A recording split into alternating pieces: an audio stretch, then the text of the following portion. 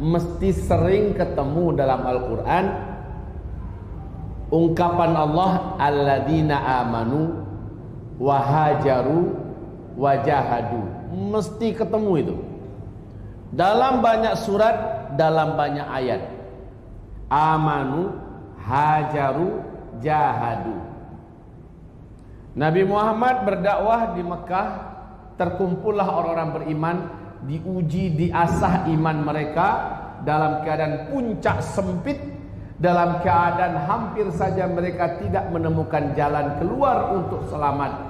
Allah perintahkan mereka, hijrahlah kalian. Tersaringlah orang-orang yang benar-benar beriman.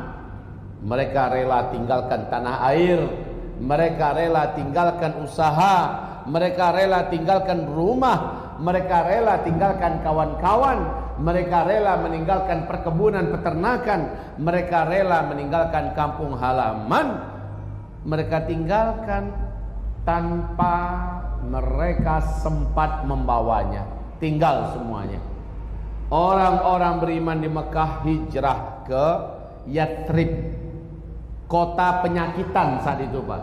Yathrib itu kota penyakitan, sering banyak wabah di situ. Setelah Nabi hijrah ke sana, Yathrib diganti namanya menjadi Madinatul Munawwarah, Madinah yang bercahaya-cahaya.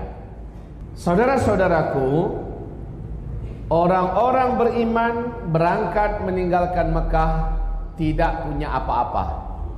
Pakaian seberapa adanya yang bisa dibawa. Keluarga yang mungkin dibawa datang ke Madinah, disambut oleh kaum Aus dan Khazraj yang akhirnya Nabi beri kepada mereka gelar Al-Ansar, para penyambut orang-orang hijrah, para penolong orang-orang beriman yang hijrah. Ini Ansar. Setelah pertemuan antara Muhajirin dan Ansar, Nabi bangun masjid. Pertama kali yang dibangun Nabi adalah masjid. Lalu Muhajirin dan Ansar diikat oleh pertemuan tiap sebentar. Salat 5 waktu berjamaah di masjid, ketemu tiap sebentar. Dan Nabi mengatakan, hai Ansar, satu orang kalian ambil satu orang Muhajirin, jadikan saudaranya. Perlakukan dia seperti kalian memperlakukan diri kalian sendiri. Orang-orang beriman dari kalangan Ansar, totalitas mereka mengamalkan instruksi Rasulullah SAW. Mereka tidak kenalan dulu. Keluarga kamu bagaimana, dari suku apa, tidak. Yang satu orang ngambil ini saudara saya. Yang satu mengambil mengatakan ini saudara saya. Yang satu mengambil ini saudara saya. Mereka dipersaudarakan seperti saudara kandung oleh Rasulullah sallallahu alaihi wasallam. Ikatannya adalah asyhadu an la ilaha illallah wa asyhadu anna Muhammadar Rasulullah. Para Muhajirin benar-benar dipuji-puji Allah di langit, Pak. Dalam surah Al-Hasyr Allah memuji-muji mereka dengan sebutan yang layak dan pantas mereka terima. Coba Bapak bayangkan, setelah mereka menerima saudara hijrahnya, sementara yang hijrah itu nggak bawa duit, nggak bawa harta, nggak punya rumah, nggak punya kehidupan di Madinah. Sang saudara Ansar berkata kepada saudara Muhajirnya, engkau sekarang saudaraku. Setengah hartaku milikmu. Allahu Akbar, Pak. Setengah hartaku milikmu. Ketika dia tahu dia tidak punya istri atau istrinya tinggal di sana tidak mau ikut hijrah, apa katanya? Aku punya sekian orang istri. Kita bagi dua. Kita bagi dua. Engkau pilih di antara istriku mana yang enak dilihat, senang engkau memperhatikannya. Aku akan lepaskan dia baik-baik, engkau nikahi dia baik-baik. Allahu Akbar. Saya yakin tipe orang beriman macam ini enggak ketemu kalau di sini, Pak. Bini dibagi. Emang bini barang, makanan, mainan? Tidak. Manusia punya perasaan. Tapi wanita Ansar juga memiliki keimanan yang tidak akan ketemu taranya sampai kapanpun, Pak. Demi menyambut saudara muhajirnya, bila suaminya memang melepaskan untuk jatuh ke tangan orang beriman lainnya, maka sam'an wa ta'atan. Terjadilah persaudaraan yang luar biasa.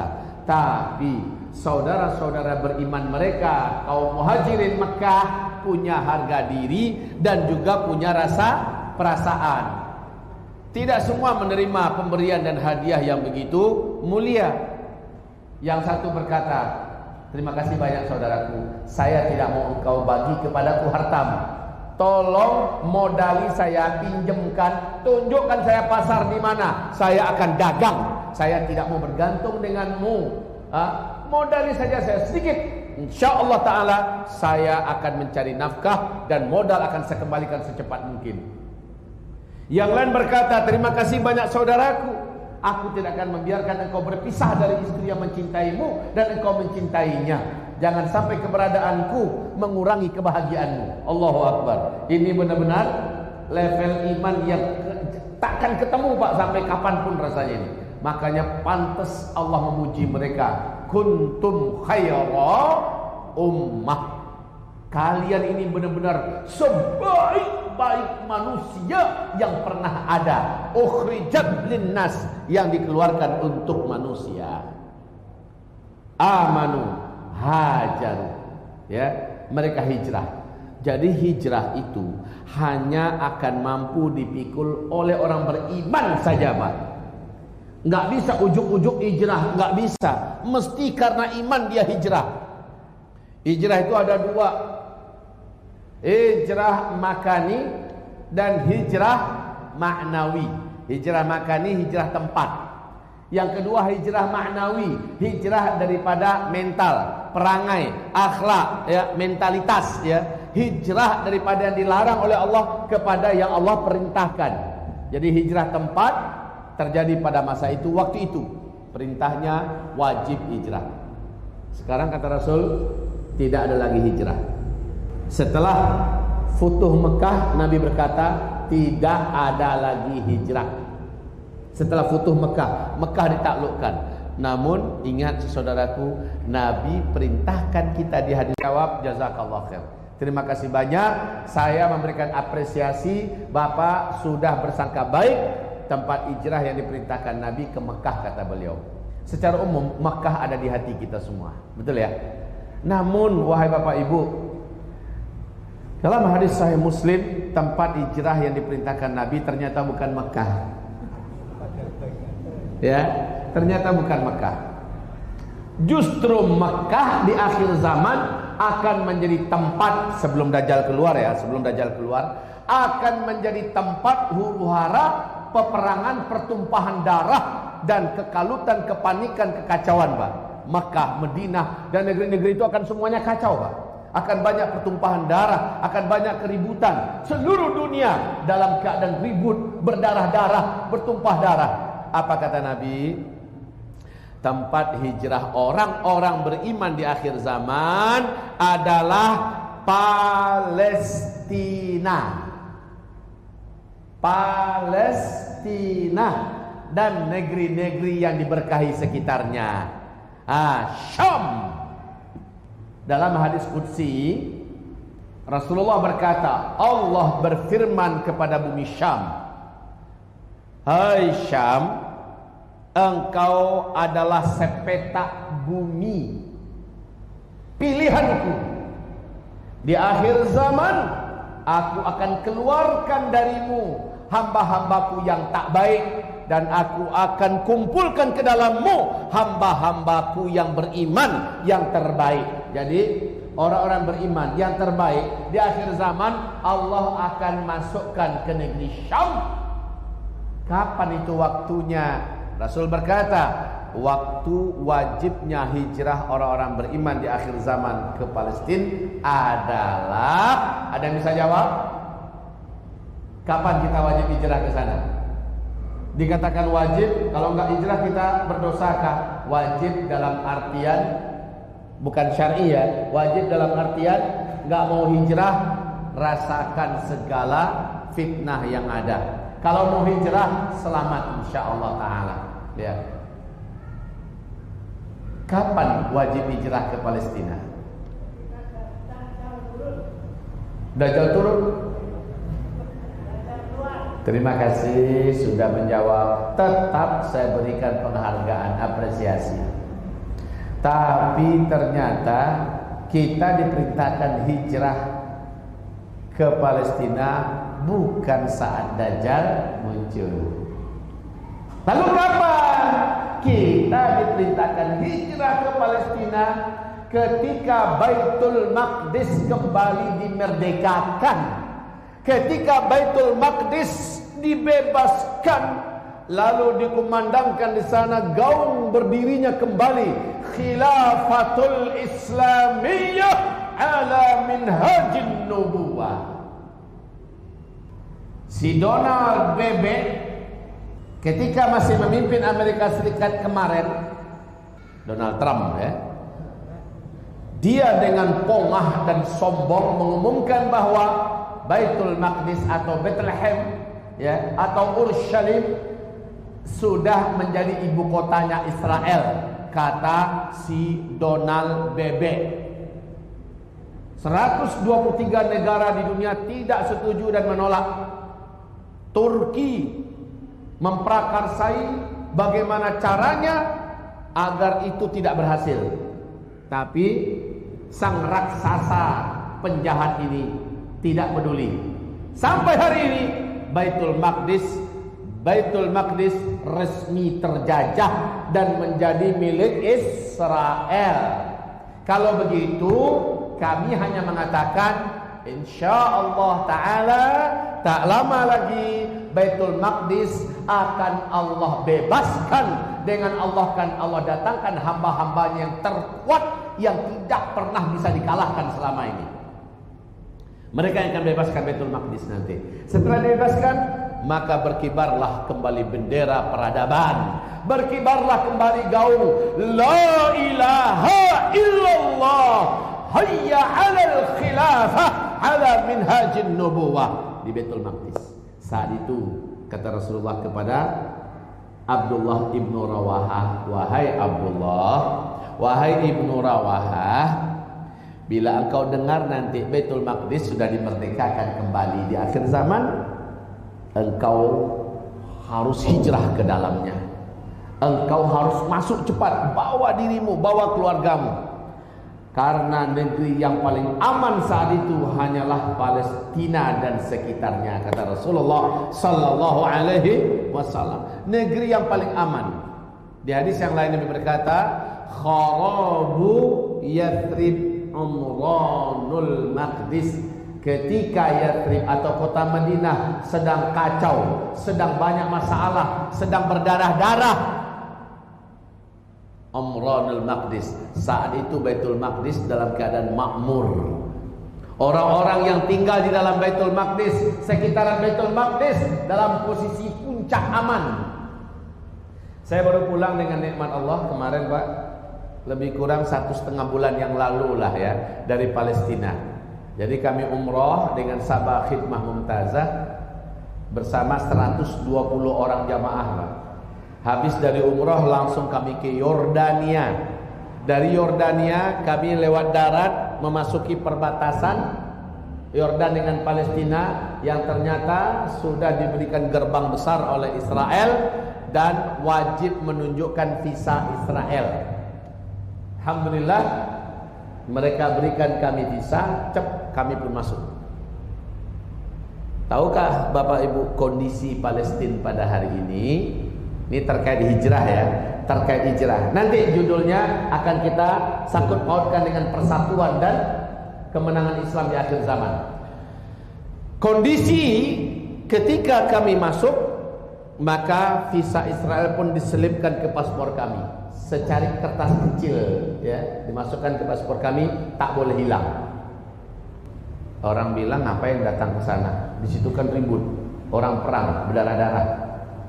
Saya jawab, belum pernah Sabah Khidmah Mumtazah sebagai travel terbesar yang paling terkenal di Indonesia, yang membawa jamaah bolak-balik hampir tiap bulan bawa jamaah, jumlahnya banyak Pak. Seberapapun jamaah dibawa tak ada satupun yang dapat masalah. Dalam artian mereka ditembak, mereka dipukul, mereka disakiti, diusir-usir, nggak pernah. Masuk aman, keluar aman.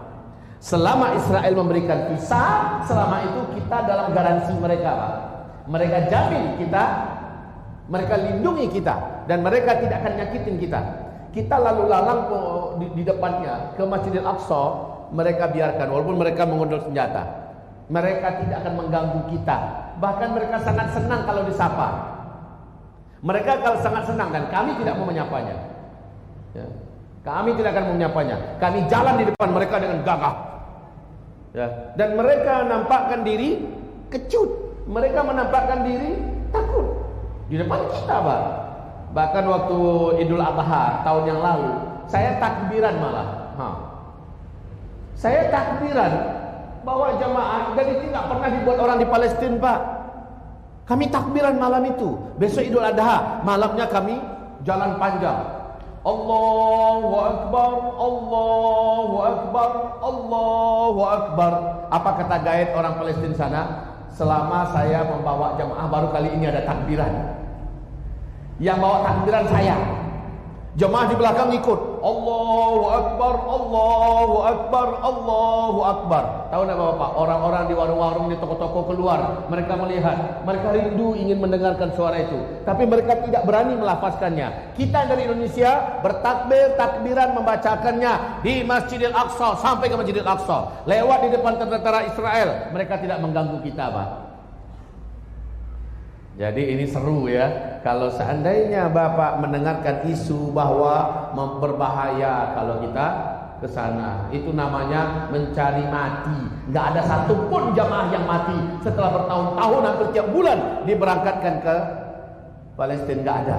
Jadi masuk aman, keluar aman. Perlu diingat itu. Insya Allah Taala, saya lihat di pamflet, saya lihat di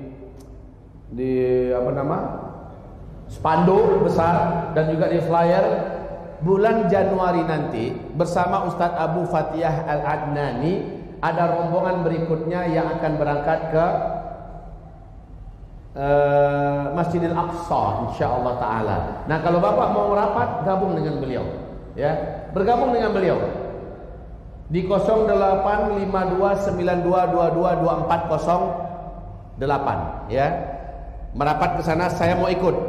Kalau nggak salah 3 negara ya, Agi Amin, atau 4 negara. 3 negara, Yordania, Palestina, Mesir. Oke. Itu ya, kalau ada yang mau berangkat Januari, silakan bersama Ustaz Abu Fatihah berangkatlah ke Palestina. Kalau izin Allah ada dan saya juga diizinkan oleh Allah, pas acara Isra Mi'raj saya juga akan berangkat lagi ke sana. Ini kalau ada izin Allah ya, di Februarinya. Jadi Januari berangkat dipimpin oleh Ustadz Abu Fatihah. Jika Allah izinkan di Februarinya. Bapak Ibu, kumpulkan harta kita sekarang. Tentang Masjidil Aqsa, Rasulullah SAW bersabda, aku diberitakan tentang 3 doa Nabi Sulaiman setelah dia selesai membangun Masjidil Aqsa. Pertama, doa Nabi Sulaiman, Ya Allah, berikan kepadaku kekuasaan yang tidak seorang pun makhlukmu sampai hari kiamat bisa seperti kekuasaan yang aku miliki. Dan Allah telah mengabulkannya, kata Nabi. Yang kedua, doa Nabi Sulaiman setelah selesai membangun Masjidil Aqsa, Ya Allah, berikan kepadaku kemampuan untuk memimpin dengan adil dan menghukum dengan hukum-Mu, ya Allah. Allah juga sudah mengabulkan. Doa Nabi Sulaiman yang ketiga, Ya Allah, siapapun hamba-Mu yang salat di Masjidil Aqsa ini, walaupun hanya 2 rakaat, Ya Allah, jadikanlah mereka setelah keluar dari masjid, semua dosa yang pernah mereka buat seumur hidup mereka, Engkau bersihkan seluruhnya, Ya Allah. Ini doa Nabi Sulaiman. Ayo Bapak punya duit, berangkat ke Masjidil Aqsa.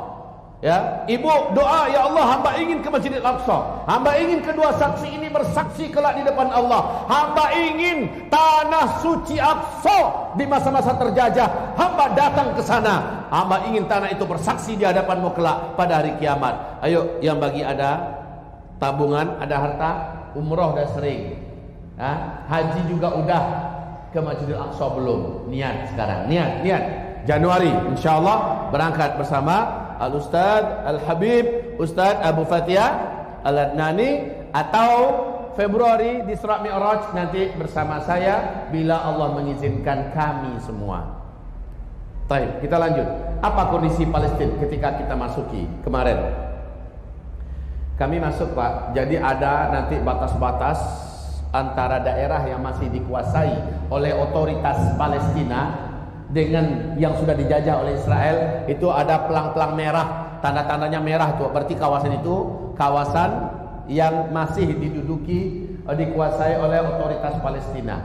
Masuk kami kawasan itu, Pak, langsung jalan-jalannya jelek, gedung-gedungnya tua, airnya bermasalah, listriknya hidup-hidup mati hidup. Ya, fasilitasnya, infrastrukturnya menyedihkan. Hidup penduduknya sangat memprihatinkan. Mereka bagaikan terpenjara, Pak. Mau keluar payah, mau masuk sulit. Ya, ini kondisinya. Untuk Bapak Ibu ketahui, paling-paling hari ini 8% yang masih tersisa tanah Palestina yang masih dikuasai oleh otoritas Palestina. 92% mungkin sudah lebih sekarang, seluruhnya sudah jatuh ke dalam tangan Israel.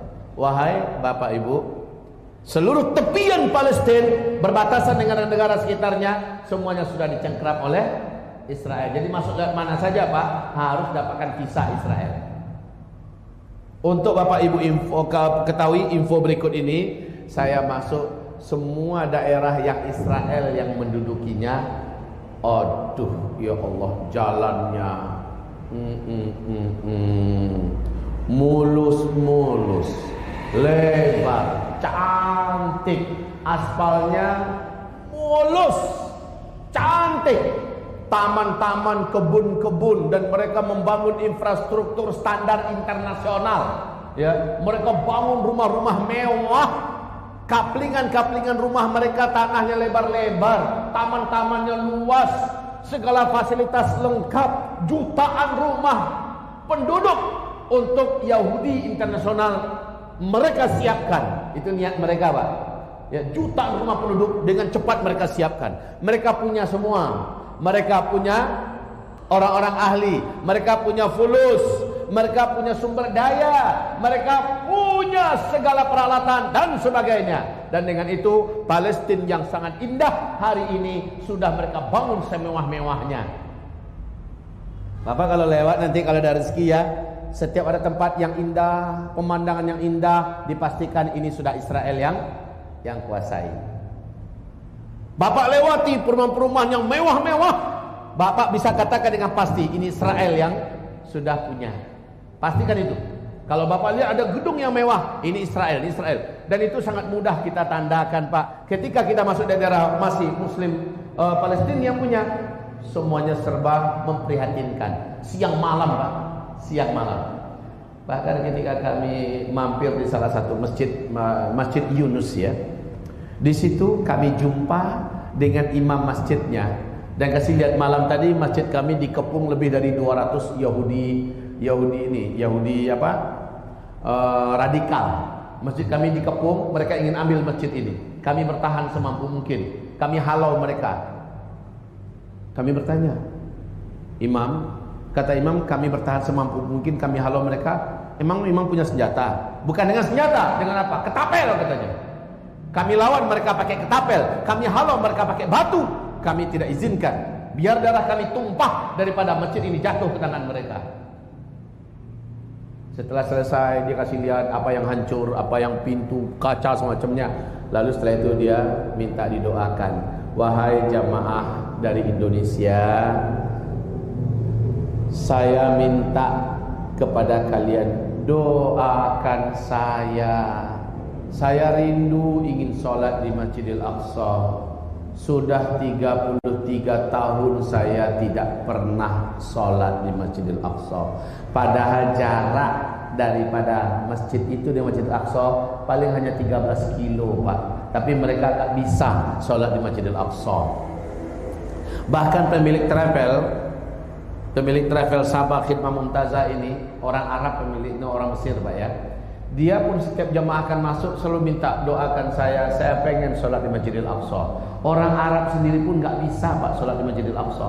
Raja Yordania saja untuk bisa masuk ke Palestina prosedurnya panjang. Itu Raja Yordania, ya Raja Abdullah. Kalau ingin masuk prosedurnya panjang, berbelit-belit.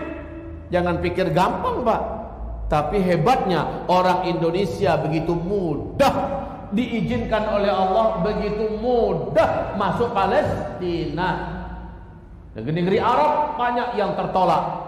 Beberapa kaum muslimin dari negara-negara lainnya tertolak, dari Indonesia begitu dimudahkan oleh Allah. Demi Allah Pak, kalau Bapak tidak memanfaatkan momen ini, waktu yang seperti ini, mungkin Bapak tidak akan pernah dapat lagi waktu kesempatan yang lain.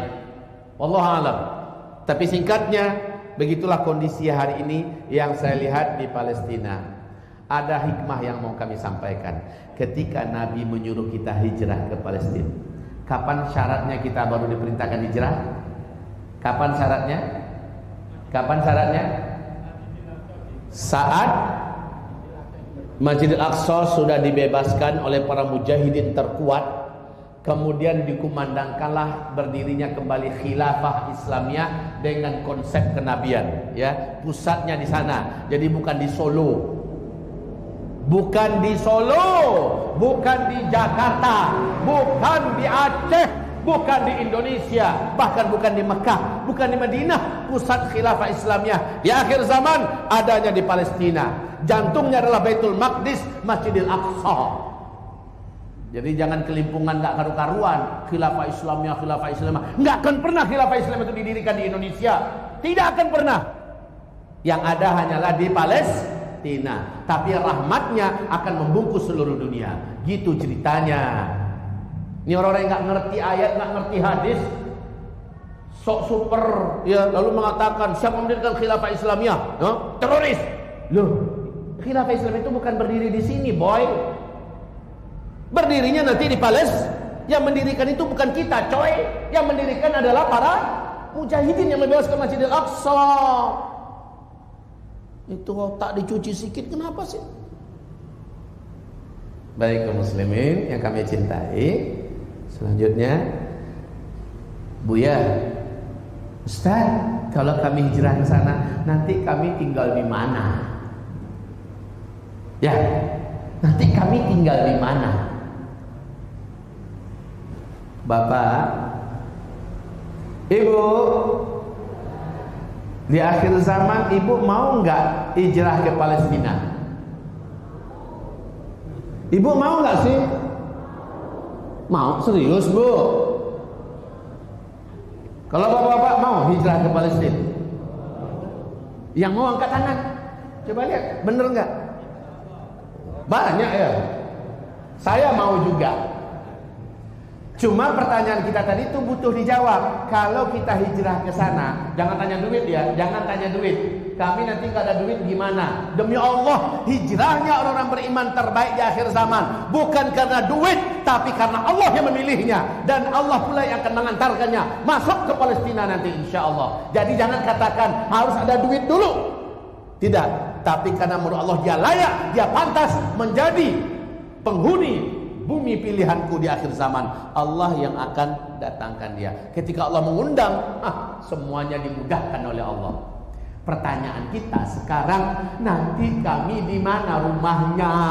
Kami nanti nginap di mana? Apa buka tenda kami di situ? Buat rumah darurat atau bivak? Kayak gitu. Jawabannya sederhana.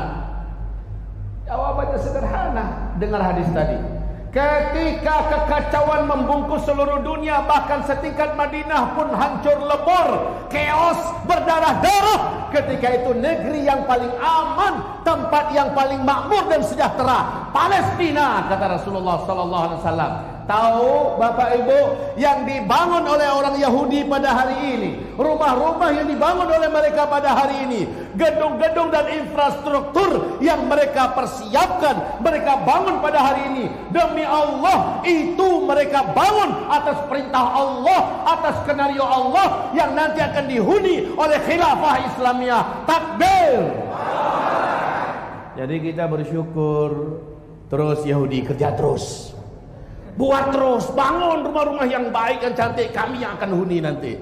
Allahu Akbar. Gitu ceritanya mau hijrah. Jangan sekarang, nanti. Tapi pertanyaan terbesarnya, pantas nggak kita diundang oleh Allah menjadi penduduk bumi Palestina nanti? Itu pertanyaan serius. Kalau Bapak Ibu mau, maka jawabannya adalah pantaskan diri kita di mata Allah. Tunjukkan betapa setianya kita menjadi abdi Allah yang benar di hadapan Allah, betapa taatnya kita di hadapan Allah, betapa alergi dan takut bencinya kita dengan dosa dan maksiat, dan betapa rajinnya kita tampil setiap kali ada event, setiap kali ada momen, setiap kali ada tuntutan untuk memperjuangkan agama Allah, kita di barisan terdepan. Harta kita mengalir untuk berinfak, bersedekah, dan kita senantiasa ada di jam-jam yang Allah cintai. Di waktu tahajud kita ada di atas sajadah, di waktu duha kita di atas sajadah. Pada hari Senin Kamis kita termasuk yang terdaftar di sisi Allah sebagai pelaku puasa sunat Senin Kamis. Pagi dan sore menjelang matahari tenggelam kita termasuk yang berzikir, kita termasuk yang rajin beribadah sunnah. Setelah semua ibadah wajib, kita yang terbaik mengerjakannya.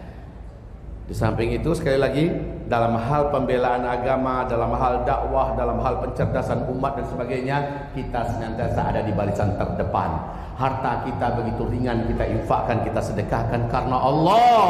Karena Allah, ya, kita angkat tangan tiap sebentar kita berdoa, ya Allah menangkan Islam, tolong kaum muslimin, ya Allah merdekakan Masjidil Aqsa, ya Allah izinkan hamba menjadi penduduk Palestina ketika khilafah Islamiyah di sana dikumandangkan. Doanya bersamaan dengan ibadahnya, bersamaan dengan infak wakaf sedekahnya, insya Allah orang ini masuk dalam hitungan prioritas di sisi Allah sebagai penduduk terbaik, orang beriman, hamba Allah di akhir zaman di Palestina. Itu ceritanya, Pak. Pantaskan diri kita. Nggak mesti harus kaya. Usahamu apa, saudaraku? Usahanya apa sekarang? Hah? Apa? Jualan cilok. Emang jualan cilok nggak boleh jadi penduduk Palestina? Bisa. Pantaskan dirimu, maka engkau akan mengalahkan orang terkaya di Indonesia. Kelihatannya soleh, ketika kelihatannya taat, tetapi ternyata menurut Allah dia tidak pantas diundang oleh Allah. Bisa. Saudara, halo, apa pekerjaanmu? Hah? Sablon batik. Sablon batik. Anda nggak bisa jadi penduduk Ahlus Syam di akhir zaman. Pasti bisa. Pantaskan dirimu. Itu aja ini jawabannya. Pantaskan dirimu apapun pekerjaannya, karena yang mengantarkan kita ke sana bukan duit. Yang mengantarkan kita ke sana adalah pilihan Allah. Kalau Allah sudah pilih, full, siapapun kita akan dimudahkan oleh Allah Subhanahu wa ta'ala. Baik, jadi bumi hijrah di akhir zaman bukan Mekah ya Pak ya. Bukan Mekah, bukan pula Madinah. Dulu awal-awal saya ngajak orang untuk awal-awal dulu ya, awal termasuk 2012, 2013, 2014, saya masih mengajak orang nanti hijrah ke Mekah di akhir zaman. Persiapkan harta, persiapkan untuk hijrah ke Mekah. Dulu, tapi setelah terus belajar, nambah terus ilmunya, saya tahu Mekah, Madinah tidak pernah direkomendasi oleh Rasulullah sebagai tempat hijrah di akhir zaman. Bahkan Mekah, Madinah negeri yang harus dijauhi di akhir zaman, sebab di negeri itu akan banyak petaka, bencana, musibah. Apalagi setelah si MBS terang-terangan menentang syariat Allah, terang-terangan membuka segala macam fasilitas maksiat dan dosa di tanah yang dulunya menjadi tanah kerinduan umat. Ya, maka tempat itu akan dilanda berbagai macam petaka, bencana, musibah tak lama lagi. Bukan ke sana hijrah. Betul, ketika Dajjal keluar, Nabi perintahkan larilah kamu ke Masjidil Haram, larilah kamu ke Masjid Nabawi, ke Masjidil Aqsa dan masjid di Baitul di Tursina, karena 4 masjid ini yang Dajjal tidak akan Allah izinkan bisa masuk. Itu benar, ya, itu benar. Tapi saat Dajjal keluar saja, sebelum Dajjal keluar tidak pernah ada perintah untuk hijrah kecuali ke Palestina. Oke, Pak? Semoga kita bisa hijrah bareng. Nanti, Pak. Amin. Ya, nanti. Yang istrinya nggak mau gimana? Tinggalin. Nanti ada wanita solehah beriman di sana yang bisa jadi istri kita. Kalau istrinya mau, semoga dia dipantaskan oleh Allah sehingga bisa bareng-bareng berangkatnya. Jadi di akhir zaman cuma orang beriman amanu hajaru yang diizinkan oleh Allah. Nah, setelah kita ngumpul semua di sana, orang-orang beriman udah hijrah semua di sana, jahadu.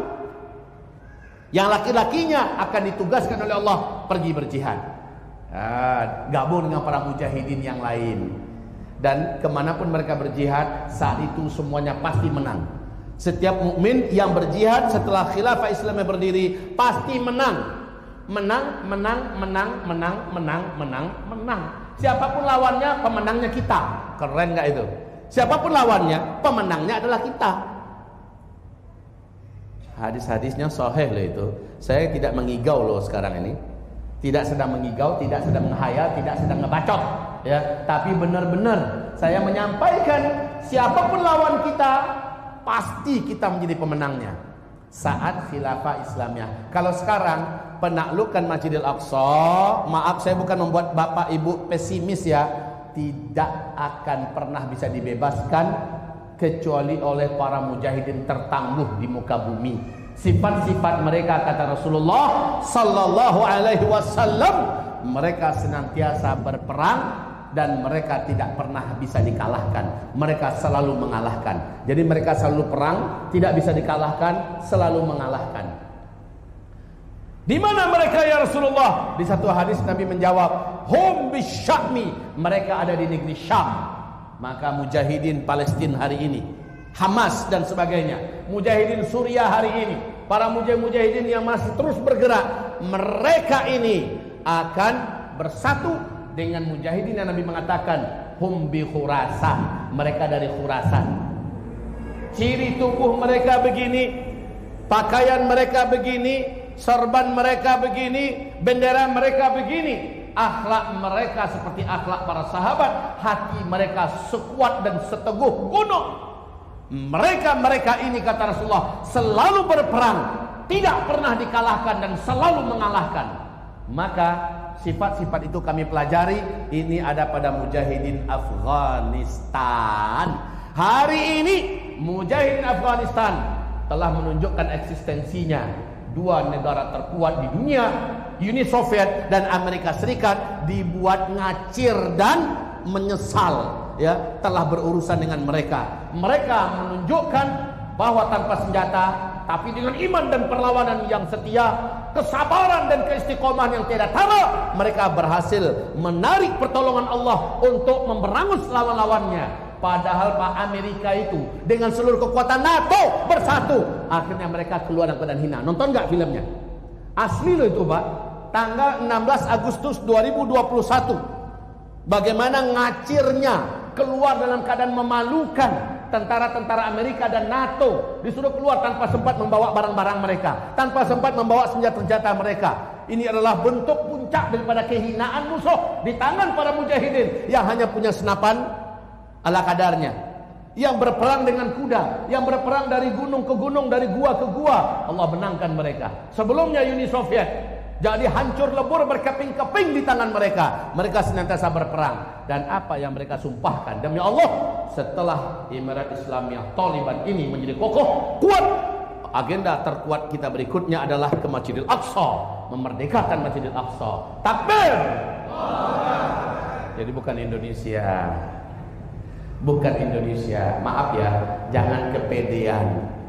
Mengandalkan janggut sedikit merasa akan menjadi pembebas Aqsa. Enggak. Syaratnya adalah mereka memiliki akhlak para sahabat. Memiliki akhlak para sahabat. Hati mereka setinggi dan sekuat gunung. Mereka senantiasa berperang. Mereka tidak pernah dikalahkan dan mereka selalu mengalahkan. Itu syaratnya hanya ada di sana Palestina.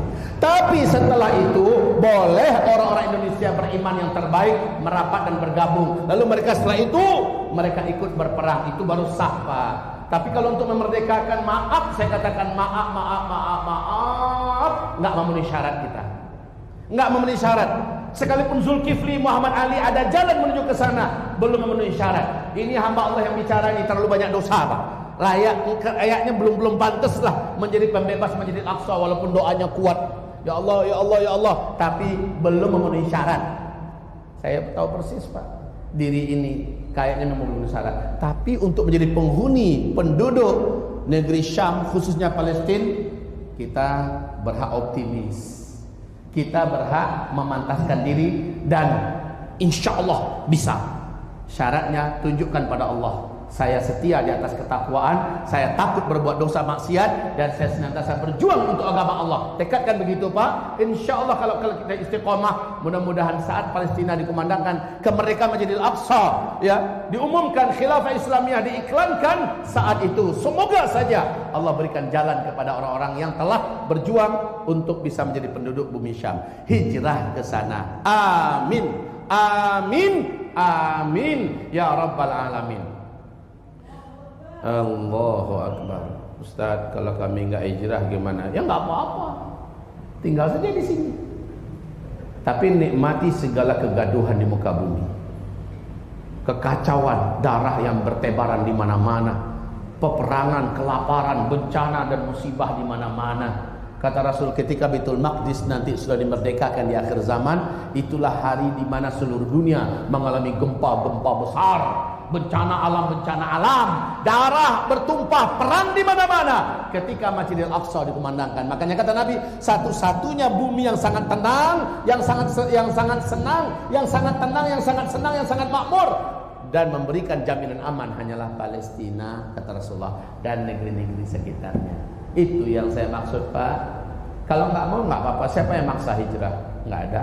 Tapi kalau orang yang ngerti, dia bertekad dan berazam, ya Allah, jika memang zamannya adalah zaman kami ini, maka izinkan kami kelak menjadi orang yang Engkau pantaskan hijrah ke sana. Dari sekarang tempuh jalannya, dari sekarang persiapkan diri. Saya berharap bapak-bapak yang ada niat sholat 5 waktunya di masjid, dapatkan takbiratul ihram bersama imam. Jadi enggak sulit, Pak.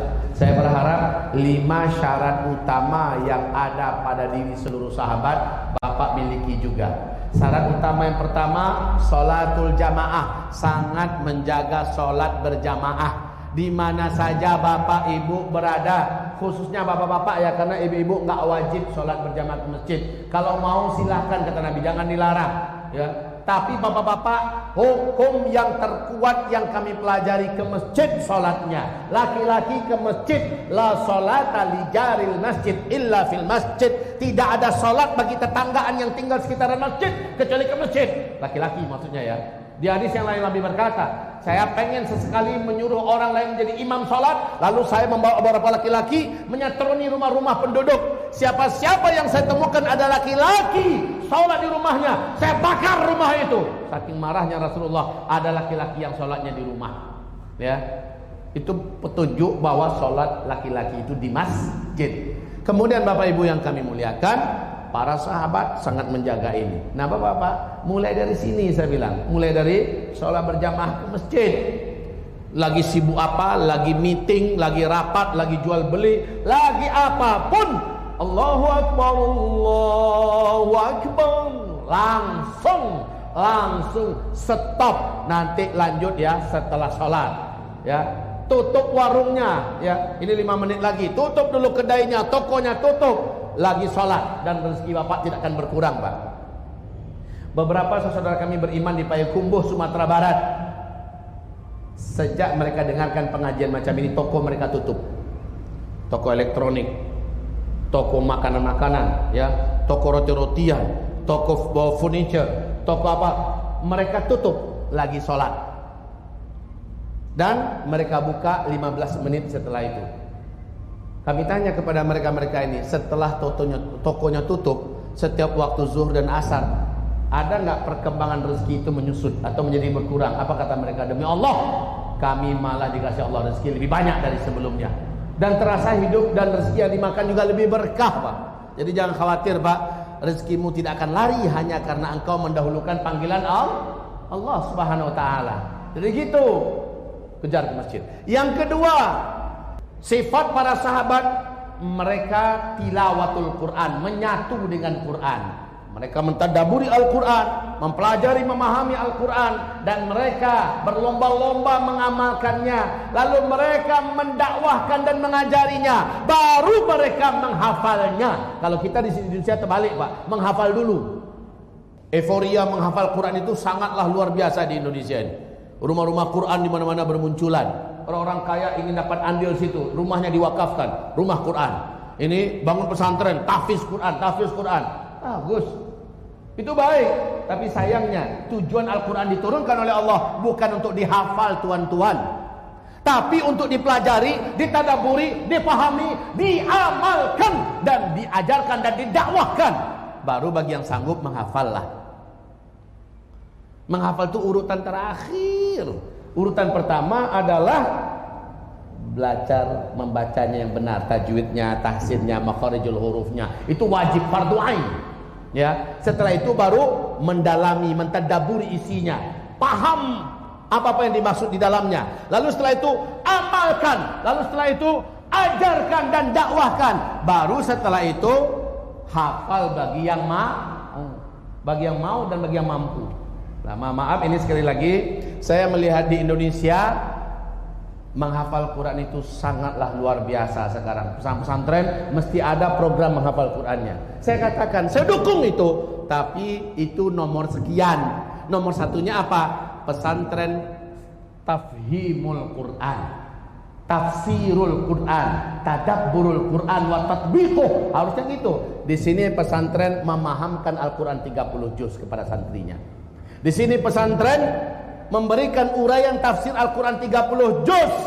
Santri nggak hafal nggak apa-apa, yang penting dia paham semua isi Al-Quran dan dia mengamalkannya, didampingi dia pengamalannya, sehingga jadilah dia santri-santri bak sahabat. Maaf ya Pak ya, para sahabat itu ketika Nabi meninggal jumlah mereka lebih dari 120 ribuan orang. Tapi yang hafal Quran dari para sahabat paling 20%. Itu udah terbanyak itu Pak jumlahnya. Berarti banyak sahabat yang hafal Quran, tapi semua mereka paham Al-Quran, semua mereka mengamalkan Al-Quran. Jadi sekali lagi, menghafal Quran itu adalah fardu kifayah. Memahami dan mengamalkan Al-Quran fardu ain. Masa iya fardu kifayah lebih diprioritaskan? Jadi Bapak dan Ibu-ibu yang kami muliakan, tilawatul Quran artinya adalah satu paket tadi.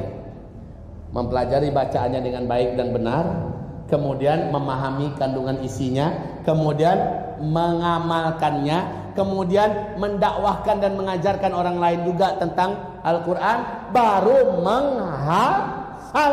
Menghafal itu terakhir tuan-tuan yang mulia, terakhir wahai ibu-ibu yang terhormat, menghafal Quran. Sekarang saya yakin ini ada di antara bapak-bapak dan ibu-ibu yang punya semangat walaupun sudah berusia 50 tahun, walaupun sudah berusia 45 tahun, semangat menghafal. Saya katakan 2 jempol tangan untuk bapak ibu yang ingin menghafal Quran. Kita dukung. Tapi pertanyaannya, sampai segini usia bapak, usia ibu, sudah khatam belum mentadaburi dan memahami Al-Quran dari Al-Fatihah sampai An-Nas? Belum. Berarti engkau mendahulukan fardu kifayah dan meninggalkan fardu ain. Yang benar apa? Tadaburi Al-Quran sambil ingin menghafal Quran, itu yang benar. Kalau untuk usia bapak ya, usia bapak, tadabur Al-Quran sudah makin sempit waktu dan umur kita sudah makin sedikit. Nanti kita pasti ditanya oleh Allah, kamu kan punya mata bisa baca, kamu kan punya telinga bisa dengar, kamu kan punya bibir, punya otak, punya hati untuk bisa paham. Lalu kenapa tidak kamu pakai semuanya untuk mentadaburi? Abdullah bin Mas'ud radhiyallahu anhu berkata, Kami, kata Abdullah bin Mas'ud. Siapa Abdullah bin Mas'ud? Siapa Abdullah bin Mas'ud? Salah seorang sahabat Nabi junior. Kami, kata Abdullah bin Mas'ud, baru mempelajari 10 Al-Quran, mempelajari 10 ayat. Setelah 10 ayat sebelumnya kami pahami, kami amalkan, barulah kami mempelajari 10 berikutnya. Jadi begitu. Enggak disebutkan situ menghafalnya. Ya, tidak disebutkan. Kami memahaminya, kami berlomba-lomba mengamalkannya. Setelah kami mengamalkannya, barulah kami mempelajari 10 ayat berikutnya. Jadi tujuan Al-Quran itu diturunkan untuk dipahami, dipelajari, dan diamalkan. Barulah dalam praktek Nabi didakwahkan, diajarkan kepada yang lain. Sisanya baru dihafal. Ya. Yang ketiga, tiru. Semoga Bapak yang meniru ini, Bapak akan menjadi penghuni yang diakui beriman, lalu berhak menjadi ahlus syam nanti. Apa yang ketiga? Yang ketiga adalah ittiba'us sunnah, mengikuti sunnah Nabi Muhammad sallallahu alaihi wasallam. Sunnah dalam hal sifatnya, penampilannya, cara bicaranya, ya, apapun yang dilakukannya, apapun yang dikatakan Nabi itu adalah sunnah. Ittiba'us sunnah, fanatik dengan sunnah Nabi. Sunnah Nabi dalam artian yang luas, mulai dari perkataan, sifat-sifat beliau, memulai dari tindak tanduk beliau, keputusan-keputusan beliau, ini adalah sunnah. Semua yang dikatakannya adalah sunnah. Ittiba'us sunnah. Kalau ini perkataan Nabi, langsung sami'na wa ata'na. Kalau ini memang instruksi Nabi, sami'na wa ata'na. Jangan kayak MBS. Siapa MBS? Hah? Ya, makhluk yang satu itu di bulan April tahun 2021 di depan televisi tidak segan-segan mengatakan dengan penuh rasa sombong dan percaya diri mengatakan, saya menolak semua hadis Nabi yang sahih. Hadis sahih seluruhnya ditolaknya, Pak. Mau saya Bukhari, mau saya Muslim, apapun sayanya, ditolaknya semua. Wallahi, orang ini mempertunjukkan jati dirinya, siapa sesungguhnya. Satu hadis sahih saja ditolak, demi Allah batal 2 kalimat syahadatnya. Nah, ini semua hadis sahih. Kayaknya iblis harus berguru dengan dia ini. Jangan seperti itu. Ya, jadi ittiba'us sunnah, mengikuti sunnah Nabi secara fanatik. Ittiba'us sunnah. Yang keempat, luzumul jamaah. Awas, sahabat paling anti kepada perpecahan. Sahabat-sahabat Nabi paling tidak mau ada dalam kemelut perpecahan. Beda nama di zaman kita ini nggak apa-apa, Pak. Yang penting kita sama-sama bersaudara.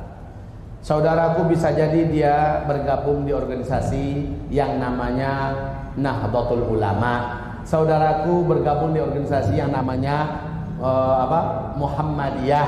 Saudaraku bergabung di organisasi yang namanya Jamaah Tabligh. Ya, saudaraku mungkin bergabung di Hidayatullah, saudaraku mungkin bergabung di Al-Irsyad, saudaraku mungkin bergabung di Wahdah Islamiyah, saudaraku mungkin bergabung di Salafiyah, saudaraku mungkin bergabung di mana. Selama Ahlus Sunnah wal Jamaah, saudaraku, kita sama, kita bersaudara. Kalau bersaudara harus kompak, saling melindungi, saling menjaga, saling menolong, ya. Harus kompak. Ketika datang serangan, yang lain akan ikut memberikan pembelaan. Itu saudara, Pak. Jangan egois. Dia bukan organisasi kita, dia bukan dari kelompok kita, rasain sendiri. Saudaraku yang tercinta, nama saya Zulkifli Muhammad Ali. Pak Ustadz namanya siapa? Summa Mujahid. Beliau itu namanya. Antum Pak Didit. Pak Didit. Nama antum? Zulfa. Nama kita beda-beda kan? Nama kita beda-beda. Sekarang kami anggap ini, kami contohkan saja kepada Bapak Ibu. Kami anggap sekarang kami punya orang tua kandung laki-laki dan wanita sama. Ya, nama ayah kami umpamanya Muhammad Ali, nama ibu kami namanya Nurana. Tapi dia kasih mereka kasih kami nama beda-beda. Zulkifli Muhammad Ali, Pak Suma Mujahid, kemudian Pak Didit dan sebagainya. Ini nama beda-beda. Tapi orang tua kami sama. Kami bersaudara enggak kira-kira? Kami bersaudara tidak? Tapi nama kami beda loh. Nama beda, wajah juga beda. Orang bersaudara pasti wajahnya beda-beda. Wajahnya beda-beda. Kadang-kadang ini mancung, ini tidak. Kadang-kadang ini alisnya seperti ini, yang ini alisnya begini, ya. Kadang-kadang ini putih, ini hitam, ya kan? Padahal dia satu ayah, satu ibu. Nama beda, sifat mungkin juga berbeda, betul tidak? Tapi mereka bersaudara tidak? Oke, sekarang ibu bapak kita adalah Al-Quran dan As-Sunnah. Kita tinggal satu rumah yang sama. Rumah itu namanya Islam. Rumah itu namanya Islam. Ibu bapak kita Al-Quran dan Sunnah. Sama-sama Al-Quran dan Sunnah. Allah mempersaudarakan kita di atas nama penghuni rumah ini, yang ayah bundanya adalah Al-Quran dan Sunnah. Oleh karena itu, walaupun kita berbeda, saya tidak boleh mengatakan pada saudara saya, Zulfa, maaf, kamu bukan saudara saya. Kenapa? Nama kamu bukan mirip dengan nama saya. Wajah kamu juga beda dengan saya. Sifat kamu beda dengan sifat saya. Ya, maka kamu bukan saudara saya. Apa benar saya kayak gitu? Enggak benar saya ini. Udah rusak cara berpikir saya. Saya yang benar adalah saya katakan orang tua kita sama, nama kita mungkin beda, sifat kita mungkin beda, tapi kamu adalah saudara kandungku. Apapun yang terjadi padamu, aku akan bersama denganmu. Siapa yang menyerangmu berarti menyerangku, aku akan serang dia kembali. Ya, aku akan selalu di sisimu. Begitu yang bersaudara itu, Pak. Apapun nama bapak, Muhammadiyah, NU dan sebagainya, demi Allah di akhirat kelak, kita tidak akan ditanya kamu Muhammadiyah tidak, Allah tak akan tanya itu. Kamu NU apa tidak, Allah tidak akan tanya itu. Kamu jamaah tabligh tidak, Allah tidak akan tanya itu. Yang ditanya oleh Allah, kamu amalkan enggak perintahku agar bersaudara, innamal mu'minuna ikhwah. Itu ditanya oleh Allah, bukan nama-nama kelompok. Asik fanatik gak karu-karuan dengan nama kelompok. Yang bukan di kelompok ini, yang bukan ini namanya, dia bukan saudara kita. Di luar kelompok ini sesat semuanya, dalam neraka. Masuk TV pula dia ngomong kayak gitu tuh. Cendekiawan muslim, Pak, ngomong kayak gitu. Mungkin bapak ibu yang suka dengarkan berita, dengar orang ngomong kayak gitu, geleng kepala, astagfirullah. Kok ada pimpinan tokoh ormas Islam yang terkenal segala macamnya ngomongnya kayak gitu. Kalau dia bukan ini, maka dia tidak benar. Dia nanti tidak bersama kita, dan dia bahkan bukan dalam surga. Bahkan ada kelompok yang jenggotnya sampai selutut, Pak. Jenggotnya sampai selutut, saking fasihnya, jidatnya hitam. Tapi sayang, orang di luar kelompoknya, ulama-ulama di luar kelompoknya dikatakan anjing-anjing neraka. Astagfirullahaladzim. Kaplingan-kaplingan neraka itu seolah-olah sudah diperuntukkan untuk kelompok anu di neraka, ini kelompok anu di neraka. Emangnya malaikat penjaga panitia akhirat sudah pernah datang ke dia ngasih tahu? Tapi begitu percaya dirinya dia mengatakan, ya, kilabun nar, anjing-anjing neraka. Kita tak boleh punya bahasa begitu. Seluruhnya saudaraku, mau MMI kah, mau FPI kah, mau HTI kah, mau apa saja, selama mereka ahlus sunnah wal jamaah, mereka adalah saudaraku. Setuju tidak? Ibu-ibu setuju tidak? Itu dia yang benar. Yang benar adalah kita tidak pernah diperintahkan hidup di dunia ini untuk menyembah nama-nama kelompok, nama-nama organisasi. Yang kita diperintahkan oleh Allah dua saja, menyembah Allah dan menegakkan agama Allah. An aqimuddin wala tatafarraqu fi. Tegakkan agama Allah, jangan berpecah belah. Jadi kembali kita pada topik kita tadi, sahabat itu paling anti berpecah belah. Mereka paling anti berpecah belah. Mereka ingin dalam persatuan dan persaudaraan. Walaupun persatuan tidak menuntut harus satu nama kelompok, harus satu bendera, enggak penting itu, Pak.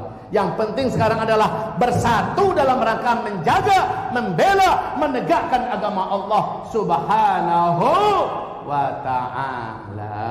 Itu yang diperintahkan. Terakhir, nyalakan dalam dada kita. Ini nasihat Imam Malik bin Anas, ya, gurunya Imam Syafi'i loh ini. Nyalakan dalam dada kita apa yang menjadi kebiasaan para sahabat. Al jihadu fi sabilillah. Harus nyala terus bara jihad. Bara jihad. Kapan Allah inginkan, saya tidak akan ketinggalan. Kapan Allah panggil, saya ingin terdepan. Tapi dia tidak ucapkan di mulutnya, ayo perang, ayo jihad. Enggak, dia diem. Tapi di hatinya menyala terus. Ya, kapanpun Allah mau, saya akan di depan. Kapan Allah panggil, saya tidak mau ketinggalan.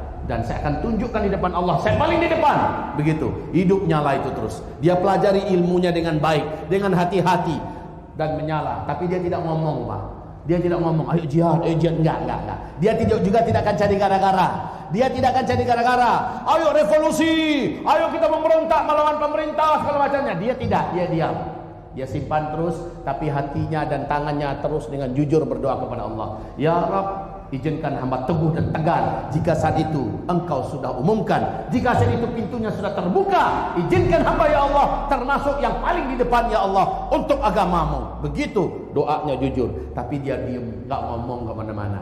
Orang yang ember ngomong sana kemari, ayo jihad, ayo iqdad, ayo latihan semua macamnya, jangan percaya. Bahkan harus hati-hati dengan orang macam itu. Bisa-bisa dia adalah mata-mata ya, yang membakar-bakar semangat kaum muslimin. Hati-hati. Baik, jadi kelima karakter asas ini ada pada para sahabat. Kelima-limanya mulai tidur dari sini. Karena para sahabat seluruhnya mendapatkan pengakuan Allah, orang-orang beriman. Di tangan mereka Allah menangkan Islam.